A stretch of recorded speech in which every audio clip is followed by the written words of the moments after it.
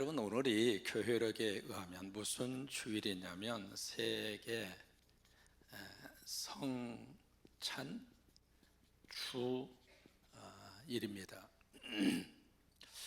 여기 왜 이 세계라고 하는 말이 붙었느냐면 1982년도 페루의 수도인 리마에서 세계교회협의회가 거기서 열립니다.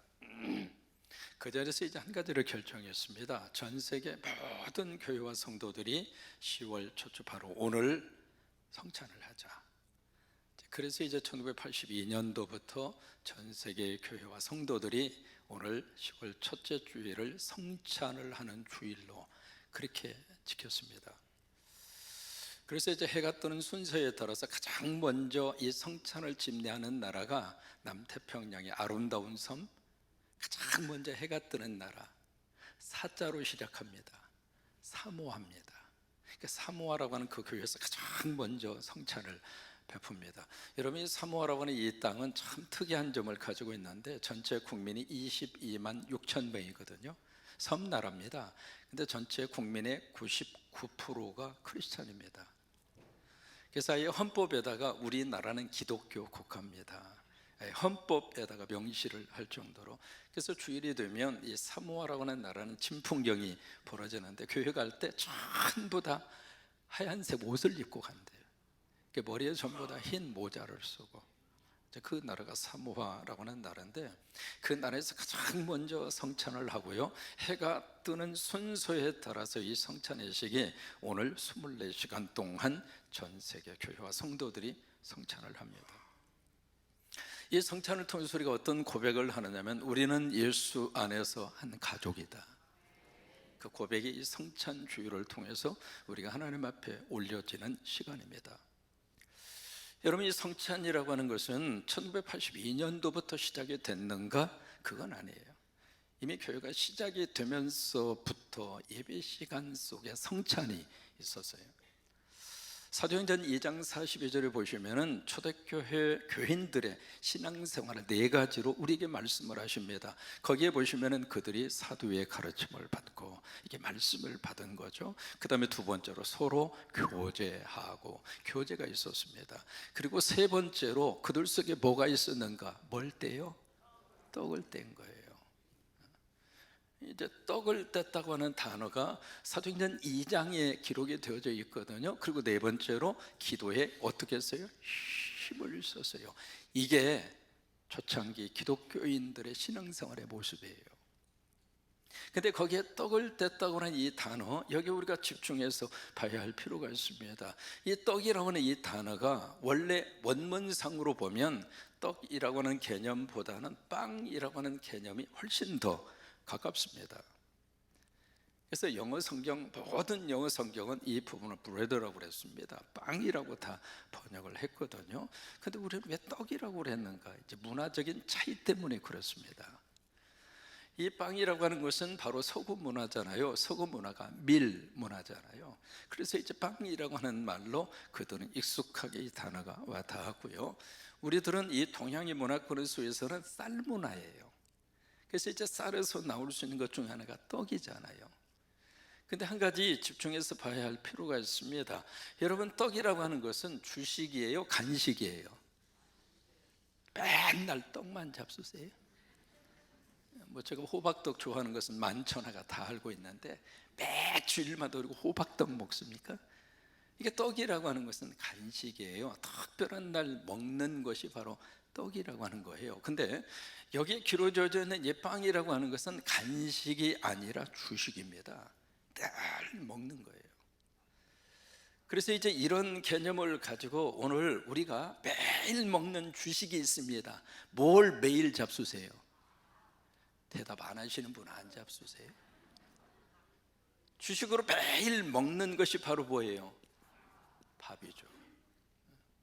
근데 이 초대교회 안에 매 주일마다 어쩌다 한 번 떡을 뗀 것이 아니라 한 달에 한 번 떡을 뗀 것이 아니라 예배 시간마다 모일 때마다 이 떡을 뗐는데요, 다시 말해서 우리 식으로 하면 밥을 먹었는데 여기에 두 가지의 식탁이 그들에게 차려졌습니다. 첫째로 무슨 식탁이 차려졌는가? 육의 식탁입니다. 그 다음에 두 번째로 그들에게 무슨 식탁이 차려졌는가? 영의 식탁입니다.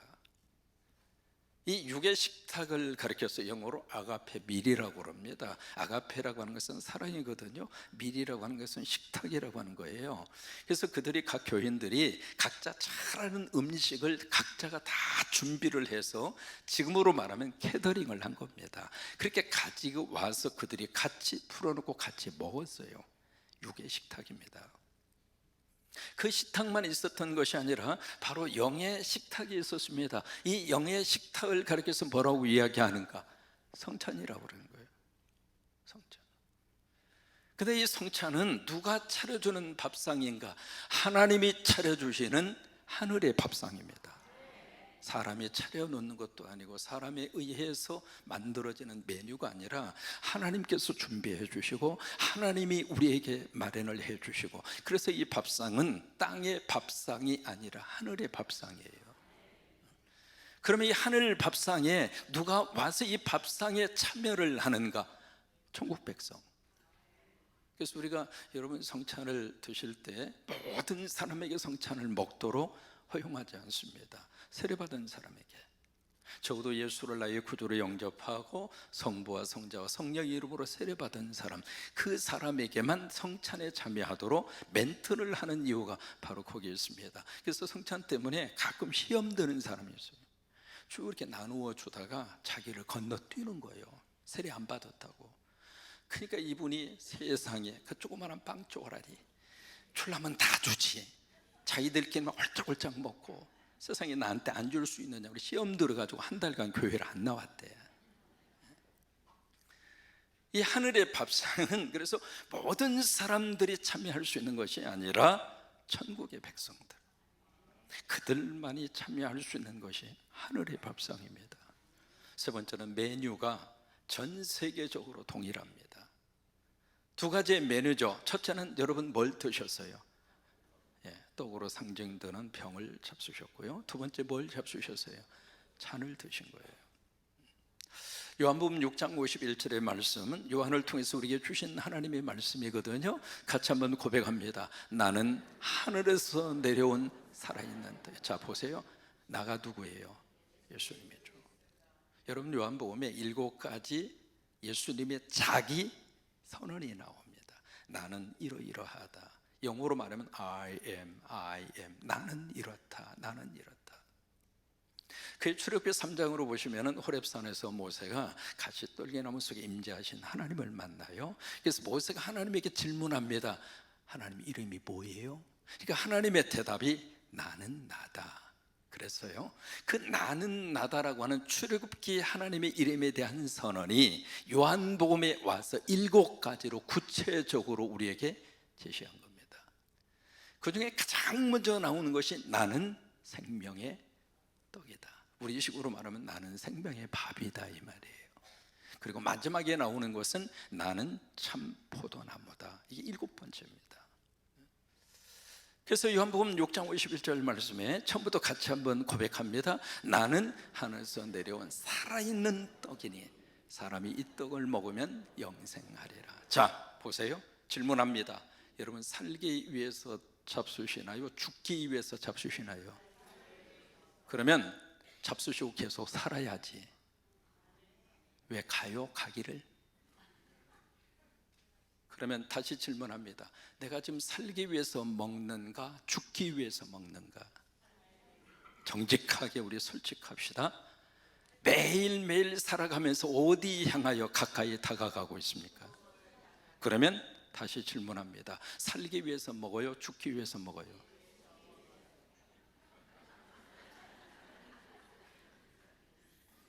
그러면 살려면 먹어야 돼요? 안 먹어야 돼요? 그러면 이게 안 맞잖아요. 내가 지금 살기 위해서 열심히 먹고 있는데, 살기 위해서 열심히 경제활동을 해서 먹기 위해서 지금 열심히 살기 위해서 먹는데 실질적으로는 죽어가더라 이 말이에요.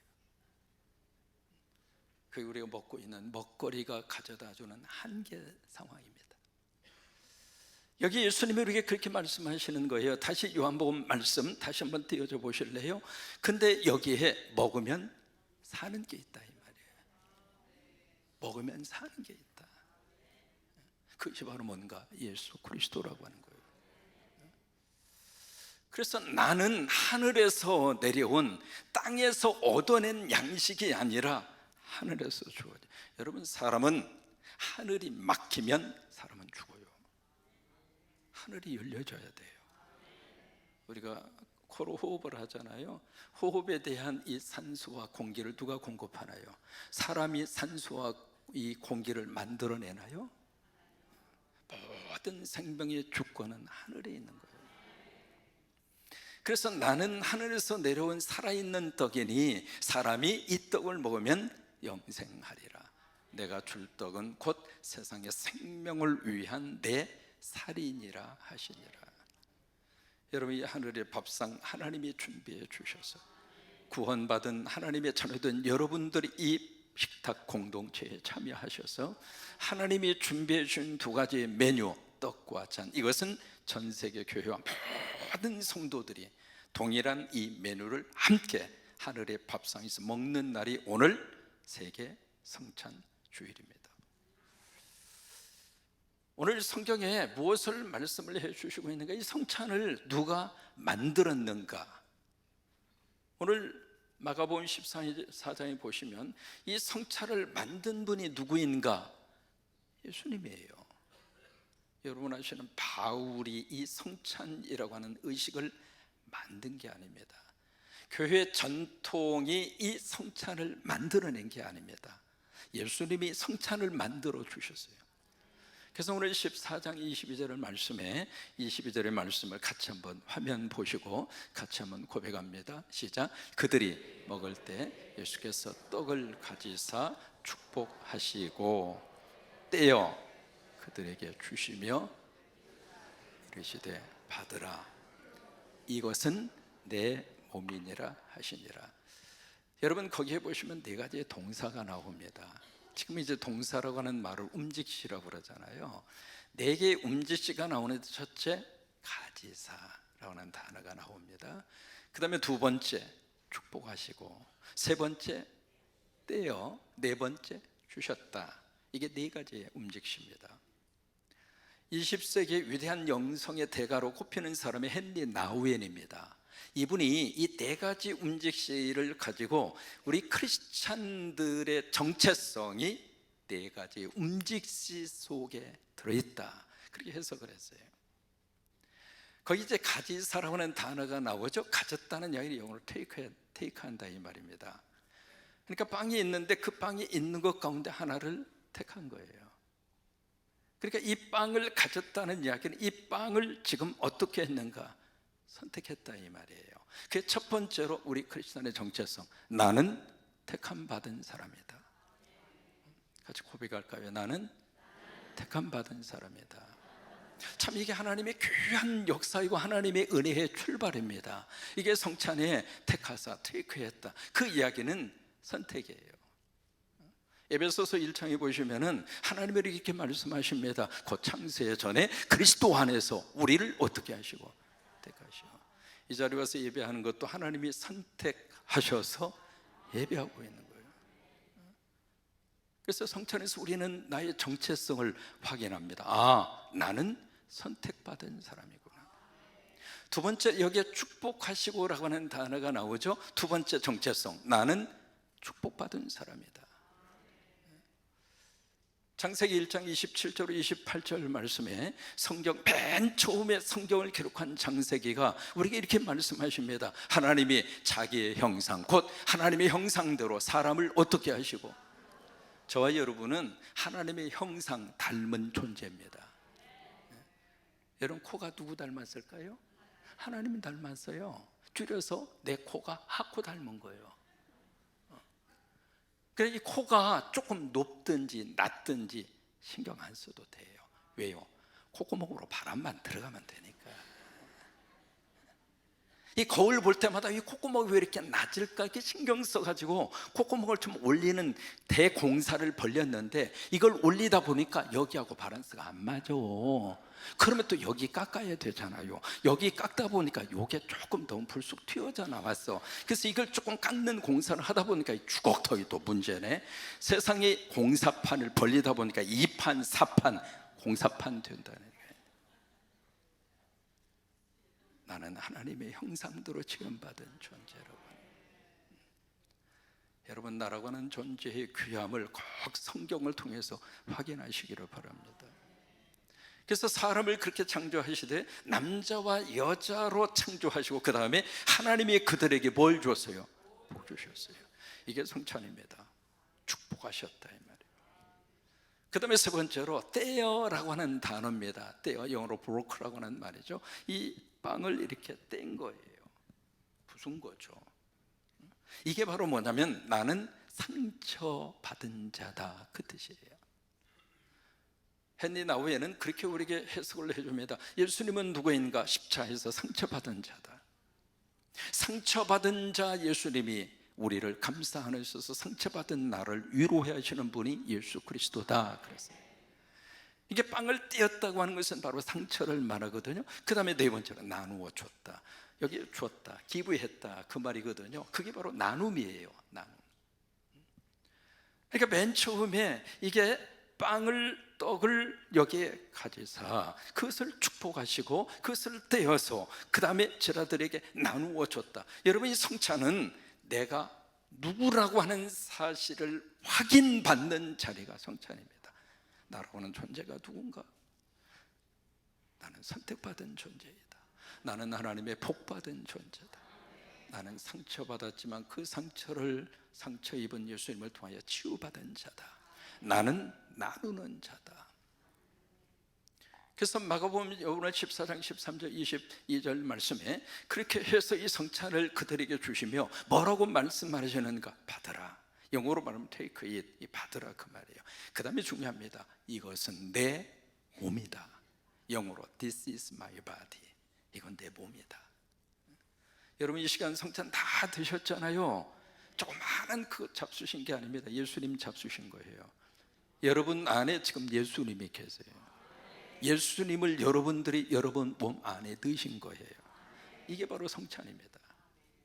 그 다음에 23절 24절에 보시면 그 다음에 잔이 나오잖아요. 잔을 가지고 감사하신 후에 그 잔을 제자들에게 주십니다. 그러면서 받아 먹어라. 이 제자들이 이 잔을 다 마신 다음에 24절 말씀에 이 잔의 의미가 어떤 의미를 가진지를 그들에게 설명합니다. 받으라. 앞에 떡을 주실 때하고 똑같이 말씀하신 거예요. Take it. 그것을 받으라. 그 다음에 이것은 나의 피다. This is my blood. 그래서 우리가 잔을 먹었는데 이것은 나의 피다. This is my blood. 이것이 내 피다. 그러면서 그 피가 어떤 의미를 가지고 있는가? 언약의 피라고 하는 거예요. 루터는 말합니다. 이 성경 전체를 만약에 쥐어짤 수 있다면 성경에서 뭐가 우리에게 톡하고 떨어지는가? 피입니다. 피. 여러분, 구약을 짜면 거기는 구약에는 짐승의 피가 나오잖아요. 신약을 짜면 예수 그리스도의 피가 나옵니다. 성경 전체 속에 피라고 하는 단어가 700번 나옵니다. 지금 성경은 다 금박으로 되어져 있습니다만은 옛날 성경은 다 여기에 뭐가 칠해져 있었죠? 빨간색입니다. 왜요? 보혈의 피를 의미하는 거예요. 참 신기한 것은 보혈의 피의 찬송을 강하게 힘있게 부르면 마귀와 사탄이 떠나갑니다. 이 강대상에서 보혈의 이 피에 대한 말씀이 증거되면 마귀가 떠나가고 기적이 나타나고 치유의 역사가 나타나고. 왜요? 보혈의 피 그 속에 하나님의 능력이 있어요. 우리 부모님들이 자식을 사랑합니다. 왜 사랑해요? 공부 잘하니까, 말 잘 들으니까, 속 썩이지 않으니까.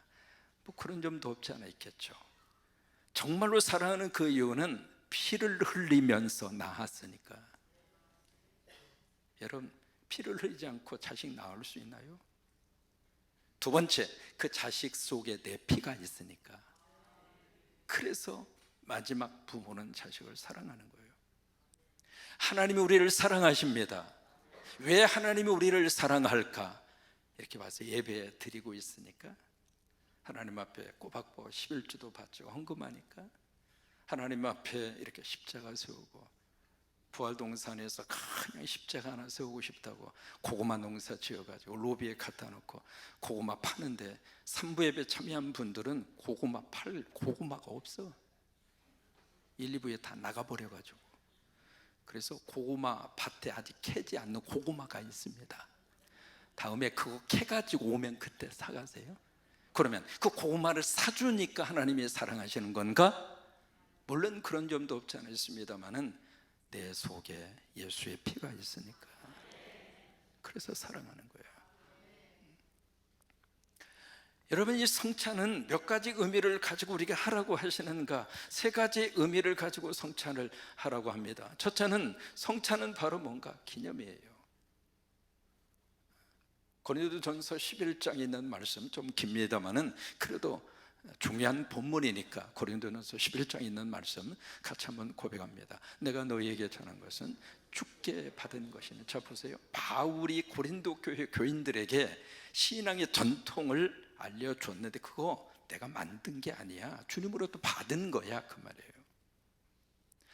계속 있습니다. 곧, 시작. 곧 주 예수께서 잡히시던 밤에 떡을 가지사 축사하시고 떼어 이르시되, 그 다음에 이것은 너희를 위하는 내 몸이니 이것을 행하여 나를 기념하라 하시고, 식후에 또한 그와 같이 잔을 가지시고 이르시되 이 잔은 피로 세운 새 언약이니 이것을 행하여 마실 때마다 나를 기념하라.